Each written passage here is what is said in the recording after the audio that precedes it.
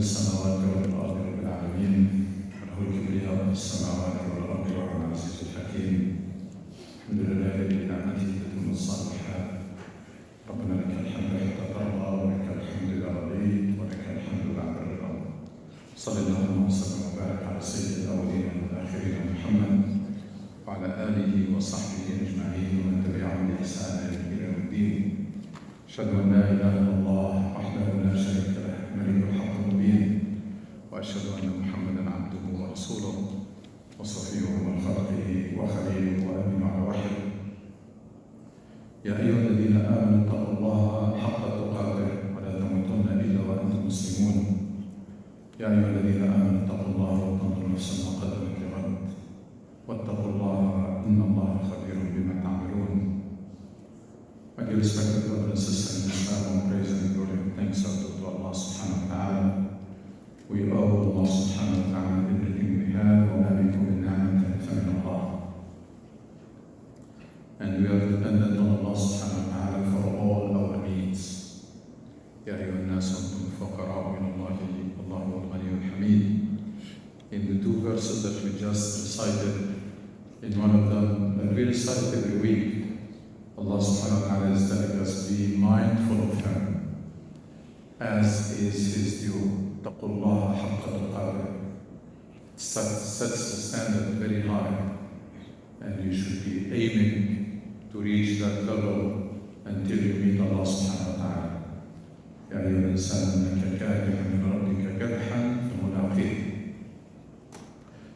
And وَلَا تَمُوتُنَّ إِلَّا وَأَنْتُمْ مُسْلِمُونَ is telling us that try your best so that you reach that complete submission and commitment to Allah before you die, which means that all your life you should try to push your limits, push yourself, so that you increase your taqwa, you increase what you do fi sabilillah until you meet Allah subhanahu wa ta'ala in your highest level of performance.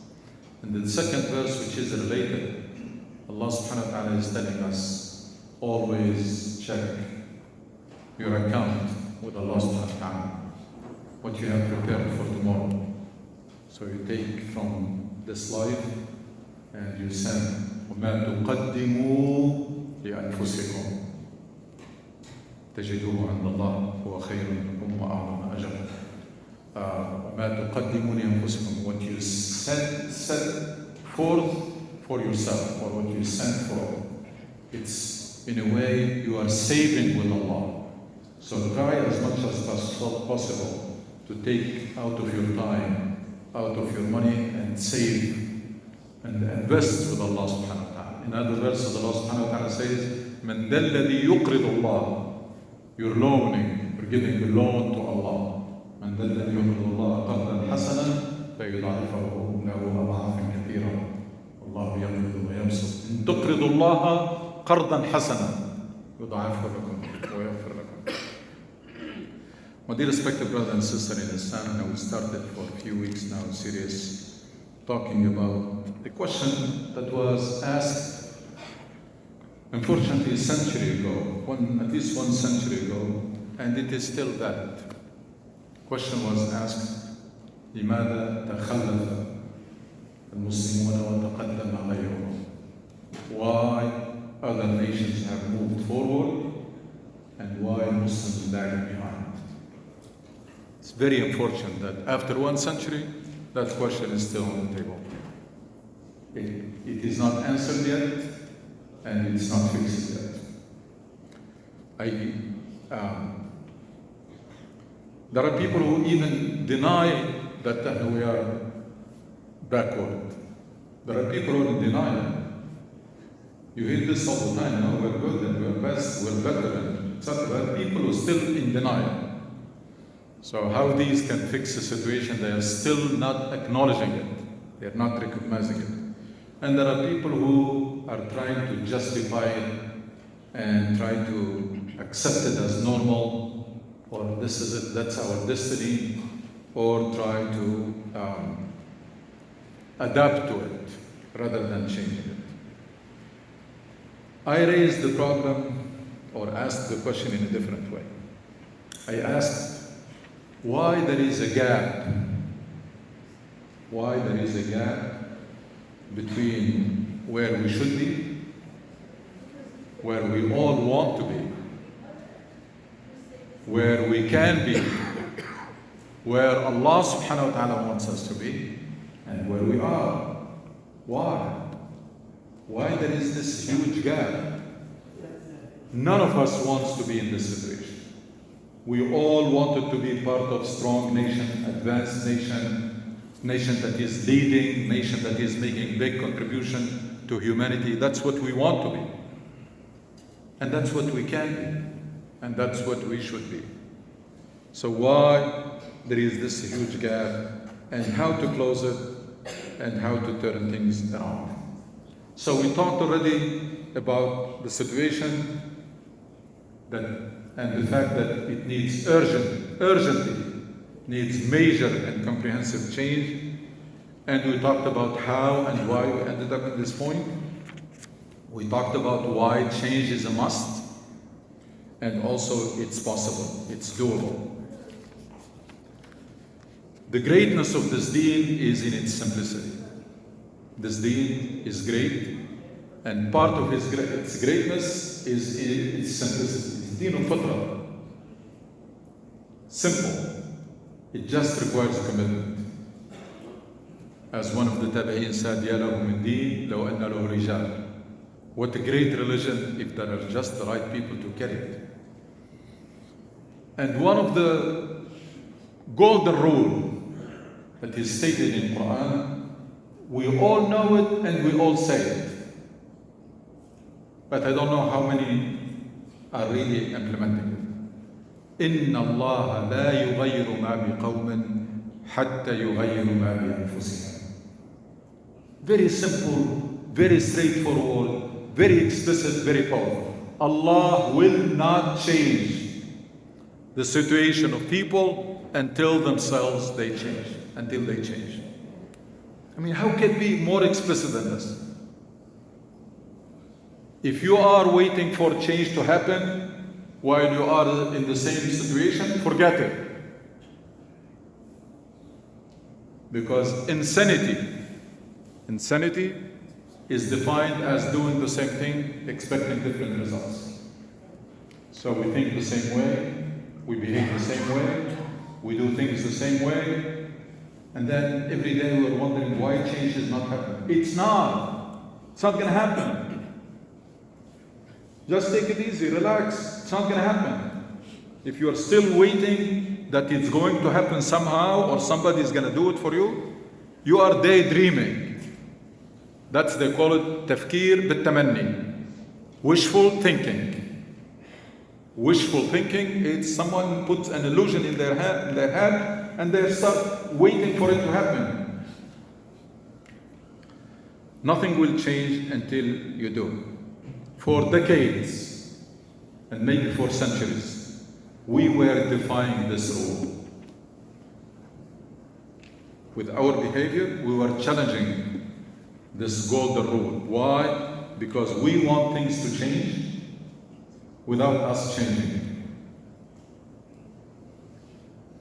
People don't want their family situation to change while they're still behaving the same way and interacting. It's not going to change. And we want things to change without paying the price for it. That's another illusion that we have to get rid of. That you expect things to happen, but you are not ready to contribute and you are not ready to pay the price for it. Each one of us is in his comfort zone. Each one of us is in his comfort zone. Thinking the same way, behaving the same way, doing what is convenient. Doing what is convenient and doing the minimum. It's like a lousy student who are looking for the minimum effort to get a passing grade. Spending our time and energy doing what? First, there are people who are just wasting time and energy. Just walk in any Muslim countries, and see how many coffee shops in the same street and how many people sitting there for hours. Add those who are watching TV for hours. Add those who are surfing the net and social media for hours doing nothing. And you will know how much time and energy is wasted. These are the people, again, wasting their time and energy. But the other people, they think they're doing something by following the news, hours watching news, watching analysis, reading them on the social media, and then when they get together talking about the issues. And they think they're concerned. They're concerned and they are, no, you're not. There is not much difference between someone who's doing this and someone who's sitting in a coffee shop or wasting their time. And there is not much difference. Politics became a drug for many Muslims because they spend so many hours following it, the news, passively, and then so many hours talking about it. But when it comes to action, we're doing nothing about it. Spending our time and energy watching and following what's happening. Spectators, as if there is a game taking place in the field and you are sitting at home watching it. And talking about it, complaining and blaming and justifying and deceiving ourselves. A lot of time we do self-deception by convincing ourselves that the situation we are in is okay. No, it's not okay. Or it is qada and qadar. That's beyond our control. It's a divine destiny, qada and qadar, or ibtila. It's test, trial, and tribulation. Or most of our discussion points in one direction. It's not our fault. Every one of us thinks it's not my fault. Look around. At home, we blame each other. In the communities, we blame each other. And then when we talk about issues affecting Muslim world, we find somebody else. We blame external forces. We just find something to justify and to blame it on someone. And then most of our discussion points to things could not be better. If you really pay attention, one time when you find yourself in this gathering, try to keep quiet and try to observe. You will see the discussion conversion to ليس بالإمكان أحسن مما كان. Things could not be better. That's it. And that's very comfortable. That makes you very comfortable. If you reach this conclusion, if you convince yourself that situation is okay, or it is not your fault, or it could not be fixed, that's very, very comforting for everyone. That's why I said everybody is in their comfort zone one way or another. Now, change requires one, realizing that this situation is not sustainable. Not only is not okay, it is not sustainable. We don't have the luxury to allow it to continue. See, if you don't care about yourself, care about your children. If you don't care about all Muslims care about your children. If you don't do something about it, they will find themselves in much worse situation. You're working day and night to have better future for your children. But if you leave them in this situation, you're exposing them to much bigger problems and trouble. No matter how much wealth you keep for them and how many properties and whatever you keep for them, it's not going to help them. If they find themselves one day self-hated Muslims or totally marginal, it's not going to help them.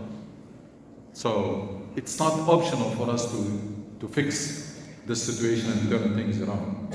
Change is a must, not a choice. That's the first thing that we all have to believe. It's a must and it's urgent. Why? Because if you're not moving forward, you're moving backward. If you don't snatch your seat at the table, you're going to be on the table. You're going to be on the menu. As the Rasul sallallahu alaihi wasallam described, توشك أن تداعى عليكم الأمم كما تداعى الأكلة إلى نصابها. There will be a time when people are going to call each other and you're going to be the meal. They're going to gather around you like they gather around their meal. And it's something that we already have seen, unfortunately. And as I said, change is a must, not a choice, and it is urgent.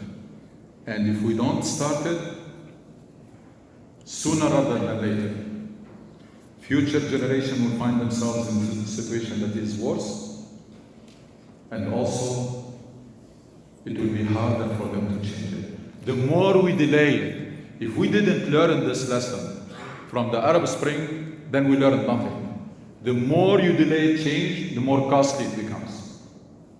So when you decide to make it happen, you're going to pay a much heavier price. If you delay it until tomorrow, or until next week, or until next year, the price is going to be heavier. Because that situation will take roots and become even more difficult to change it. So, number two, we have to accept responsibility for what happened and accept the responsibility for changing it. Let's stop blaming anything on anybody. Let's stop exonerating ourselves. Let's stop being so fragile that I don't want to be harsh on myself. So let me find somebody to blame. No, be brave and accept your responsibility for what happens to you. And number three, believing in change. I mentioned last time, we need to revive the Islamic dream. We need to dream big, and start turning that dream into reality. So we're believing in change, and the key word, committing to it. Believing and committing. Believing and committing, because they say a goal without a plan is just a dream. So you need the dream, the belief that we will, inshallah, be there. We can and we will. But also, with it comes the commitment to pay the price and to start making it happen. It's like anybody who decides on an ambitious goal. Someone wants to get a medical degree. They know how many years it's going to take them and how much money and how much loans they have to take, etc. They commit. And then day in, day out, they'll be working and then going for residency, etc. until they get that degree. Nowadays, there are the Olympics. Read about what these athletes, how they prepare for the Olympics. What's driving them? That moment when they stand on the podium and they show the medal. That's the dream they worked for. That's why they become very emotional when they achieve it, because this dream came true. Because it's something they believed in and they committed to, and for years they're working very hard for it until they made it happen. That's what we all should be dreaming about ourselves and our community.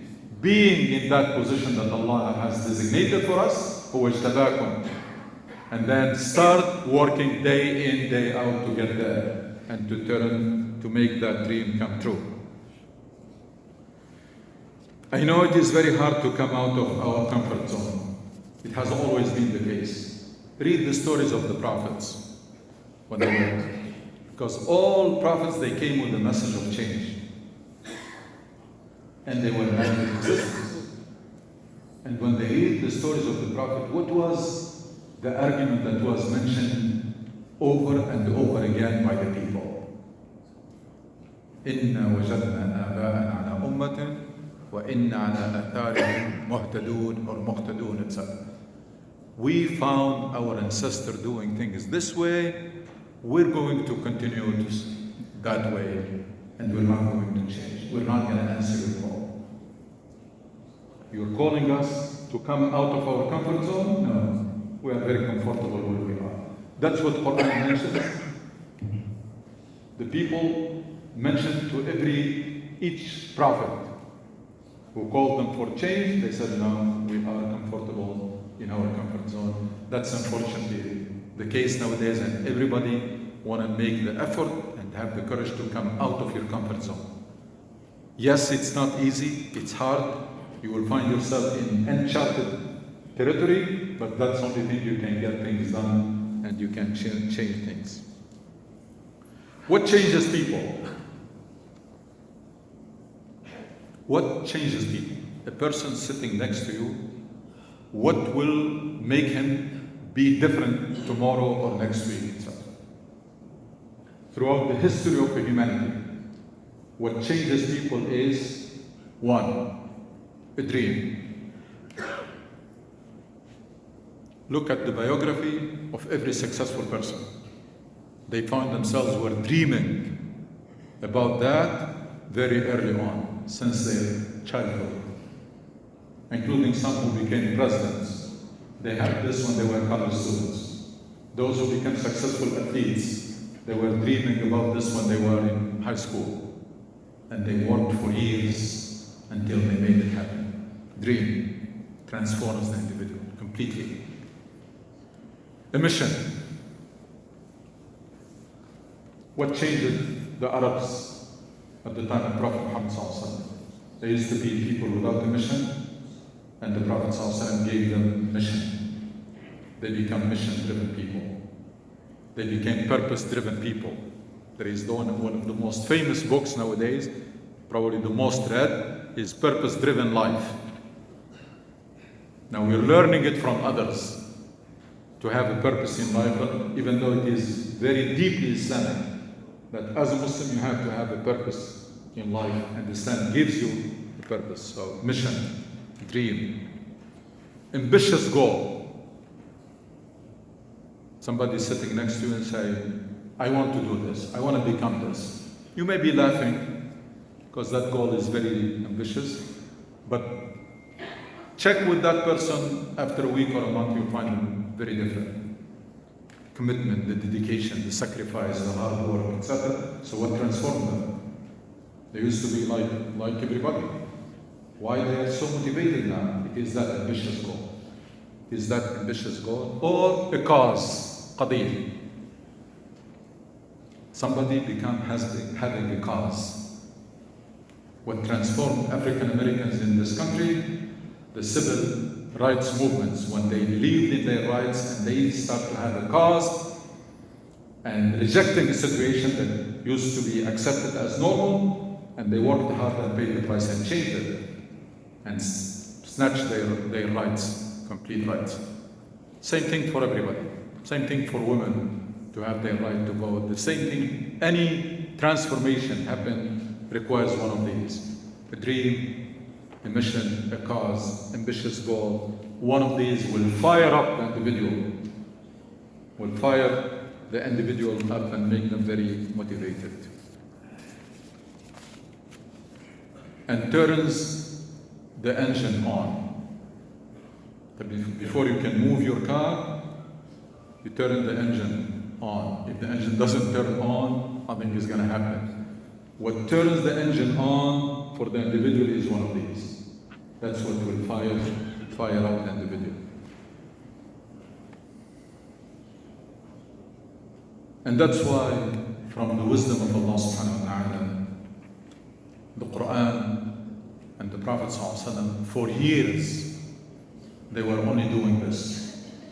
For years in Mecca, there were no fiqh, no tashri'ah, no sha'air, no rituals.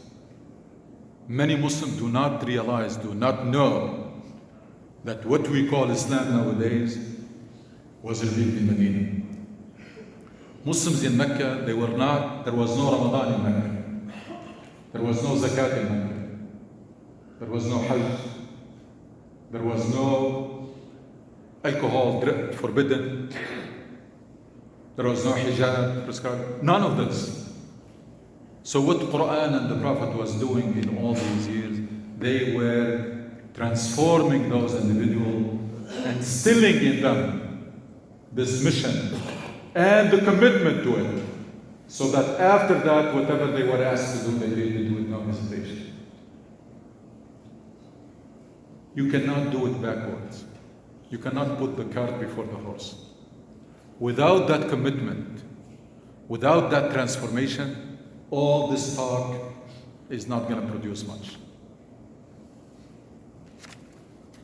So for years, there was no activities, there was no do's and don'ts, awamir or nawahi.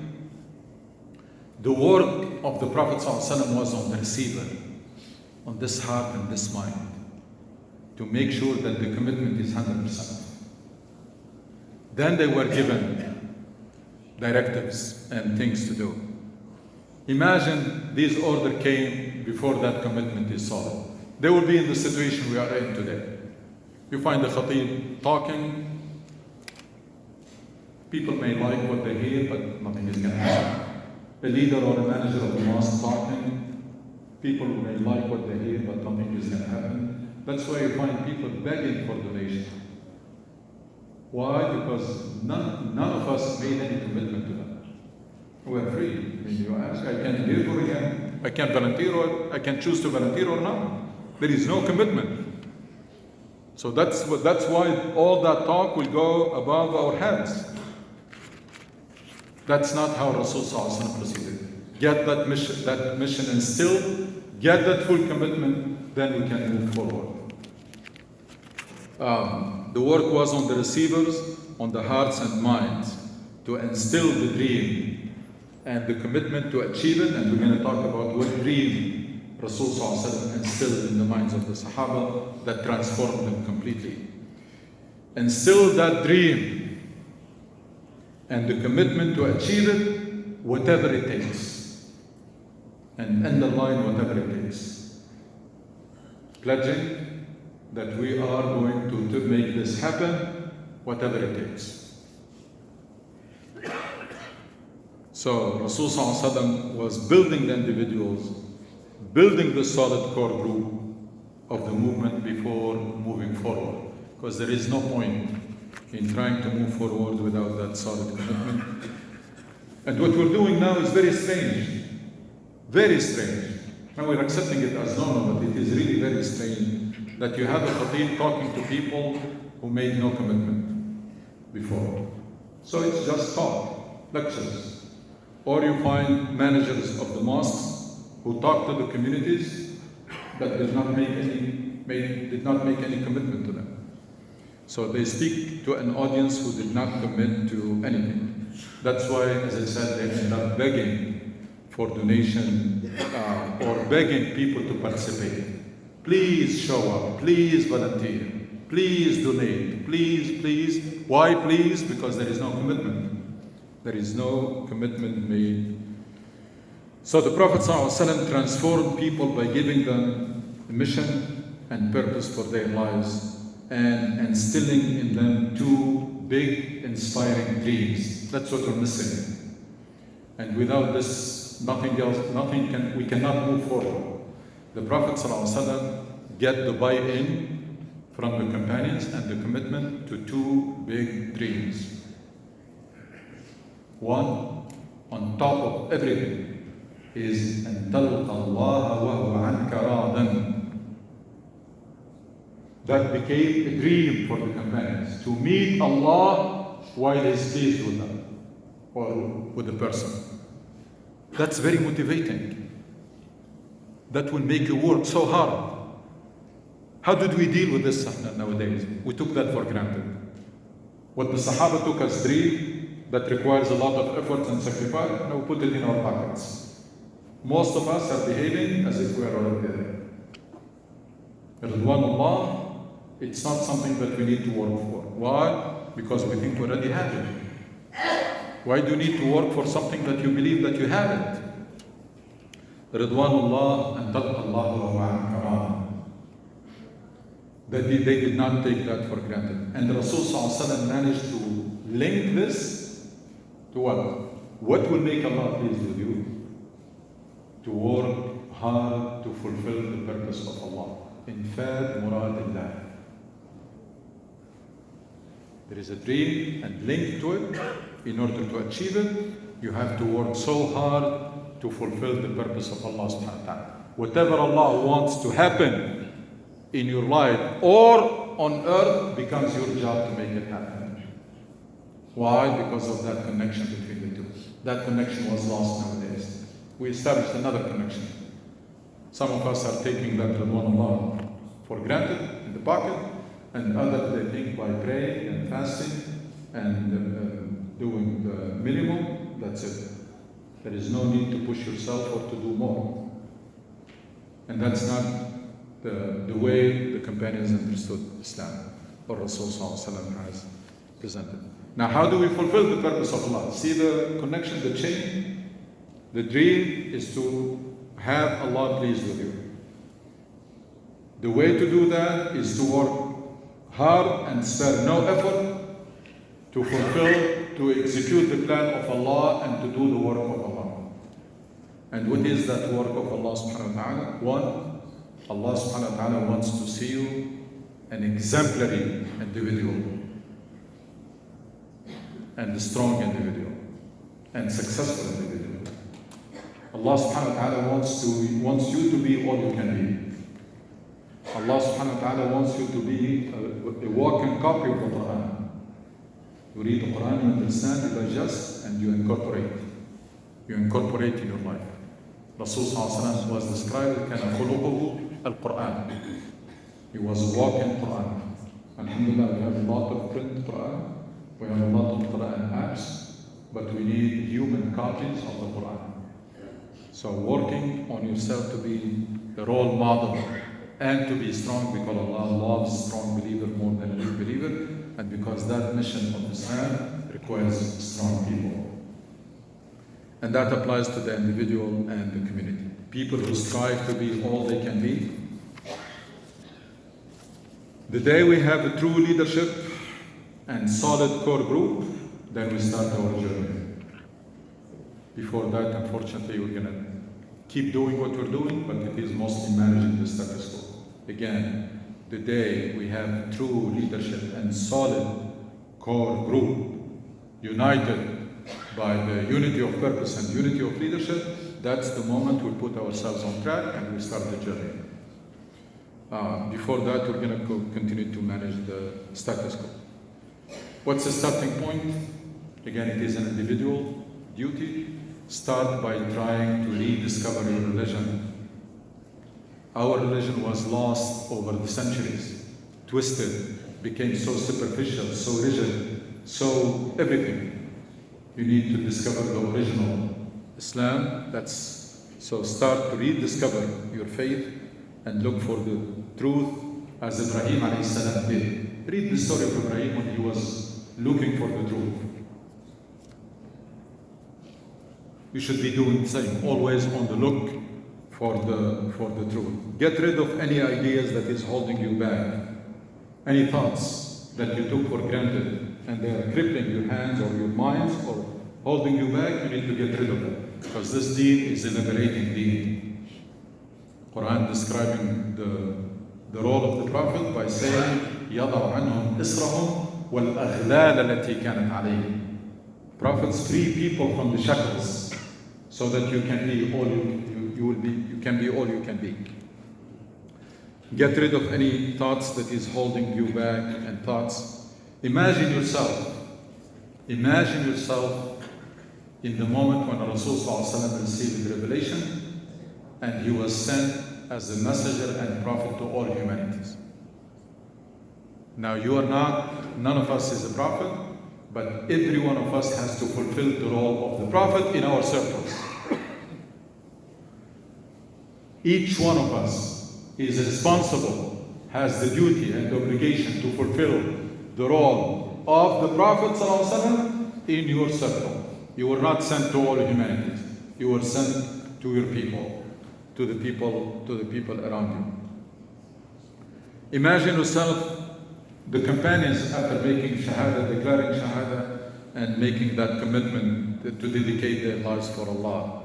Remember that you are here to fulfill a specific job and demanding job, but also very rewarding.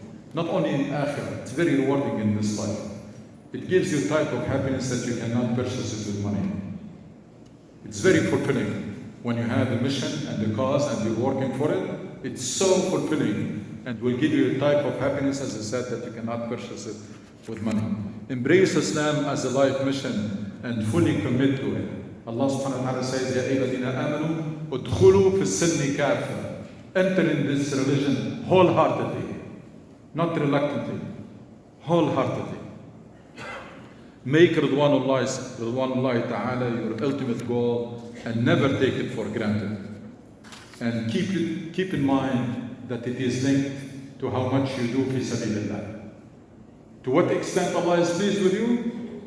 Ask yourself how much you're doing fi sabilillah. They are very much connected. They're very much related. Again, to what extent Allah is pleased with you? You can find out by asking how much are you doing fi sabilillah. Wa tubu ilallahi innahu ghafurur rahim.